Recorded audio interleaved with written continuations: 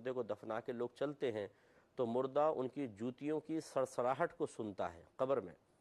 اسی طریقے سے السلام علیکم یا اہل القبور کہنا، پھر سرکار کے فرمانا کہ جب تم مردے کو سلام کرتے ہو وہ سنتا ہے، اس کا جواب بھی دیتا ہے، لیکن تمہیں شعور حاصل نہیں۔ اور اسی طریقے سے طبرانی وغیرہ کی روایت میں ہے تلقین کی ترغیب دی گئی ہے۔ وہ اس طریقے سے حدیث ہے کہ سرکار نے فرمایا جب تم مردے کو دفنا چکو اور لوگ چلے جائیں تو کوئی ایک سرانے بیٹھ جائے اور مردے کو مخاطب کر کے یوں کہے، اے فلاں بن فلانا۔ تو صحابہ نے پوچھا رسول اللہ اگر اس کی والدہ کا نام یاد نہ ہو، معلوم نہ ہو تو؟ فرمایا پھر بی بی حوا کی طرف نسبت کر دو، جیسے اکرم نام ہے تو اکرم بن حوا یوں کہہ دو، اگر اس کی اصل ماں کا نام معلوم نہیں۔ سرکار فرماتے ہیں جب تم پہلی مرتبہ کہو گے تو مردہ سنے گا لیکن اس کا جواب نہیں دے گا، پھر تھوڑی دیر بعد دوبارہ کہو تو مردہ اٹھ کر بیٹھ جائے گا، پھر جب تیسری مرتبہ کہو گے تو وہ کہے گا کہ اللہ تعالیٰ تم پر رحم فرمائے، مجھے کچھ نصیحت کو تلقین کرو، تو پھر اس وقت تم یہ کہو۔ یعنی ہمیں تو نہیں سن رہا ہوگا، تھوڑے تھوڑے وقفے سے پہلی مرتبہ اس کو پکاریں، پھر تھوڑی دیر ٹھہر کے پھر پکاریں، پھر تھوڑی دیر ٹھہر کر پھر پکاریں، اور اب اس کو جب ہمیں ایسا محسوس ہو کہ اب یہ جواب دے چکا ہے جیسے حدیث میں ہے، تو پھر یوں اس کو یاد دلائیں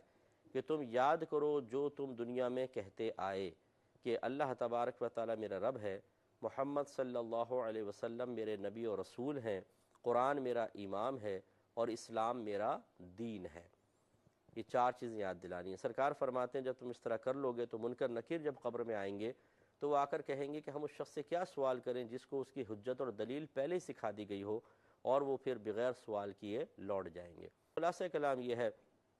کہ ایک وقت ایسا ہوتا ہے کہ روح بدن سے جدا ہوتی ہے، جیسے آدمی مرتا ہے روح ہٹ گئی، بدن سے جدا ہو گئی، اب اس کا تعلق جسم کے ساتھ نہیں ہے، لیکن جب مردے کو قبر میں رکھا جاتا ہے تو اللہ تبارک و تعالیٰ اس کی روح کو لوٹاتا ہے، تبھی وہ اٹھ کے بیٹھتا ہے، پھر منکر نکیر کے سوالات کے جوابات دیتا ہے۔ اسی وجہ سے اس کو عذاب قبر محسوس ہوتا ہے، اسی وجہ سے وہ قبر کی نعمتوں اور راحتوں سے لطف اندوز ہوتا ہے، کیونکہ خالی روح جو ہے وہ کسی چیز کی مطلب اچھائی یا برائی کے اثر کو قبول نہیں کرتی ہے، وہ ایک ہوا کی طرح ہے بالکل جس میں لطیف ہے، اور بدن اگر روح سے ہٹ جائے بے جان ہے، یہ کوئی اثر قبول نہیں کرے گا، لاکھ مارو آدمی کو جب تک اس کی روح دور ہے بدن ہی خالی جیسے بے جان چیز پڑی ہوئی ہے۔ تکلیف اس وقت ہوتی ہے جب روح اور جسم کا مجموعہ ہوتا ہے، تبھی عذاب بھی ہوتا ہے تبھی نعمت۔ اس کی ایک ادنیٰ سی آپ جھلک دیکھنا چاہیں تو اگر جسم کے کسی حصے پر فالج پڑ جائے تو گویا کہ اتنے حصے کی ایک طرح سے روح نکل جاتی ہے، آدمی نہ اس کو ہلا سکتا ہے نہ کچھ، اس پہ اثر ہی نہیں ہوتا، ماریں کچھ بھی کریں کاٹ بھی دیں کوئی فرق نہیں پڑے گا۔ تو بلا تمثیل سمجھانے کے لیے آپ کو عرض کر رہا ہوں، اسی طرح مردے کی روح جب بدن سے نکل جاتی ہے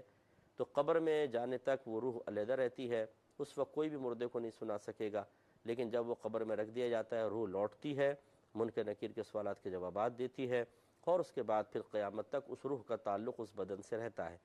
لیکن یہ لوٹانا اس طرح سے نہیں ہوتا جیسے اب ہماری زندگی ہے، کہ ایسا نہیں ہے کہ جیسے روح لوٹائی جائے وہ سانس بھی لینے لگ جائے گا، اگر آپ کھولیں تو وہ اٹھ کر بیٹھ جائے آپ سے باتیں کرنے لگے، نہیں، یہ ایک عجیب مطلب یہ کہ غیب کی چیز ہے، اور اللہ تبارک و تعالیٰ کے رازوں میں سے ایک راز ہے جس کو ہم مرنے کے بعد ہی حقیقتاً جان سکتے ہیں، لیکن ظاہر حدیث ہمیں یہ سمجھا رہی ہیں کہ اگر روح کا تعلق مردے کے بدن سے نہ قائم ہو تو عذاب کسے ہوگا؟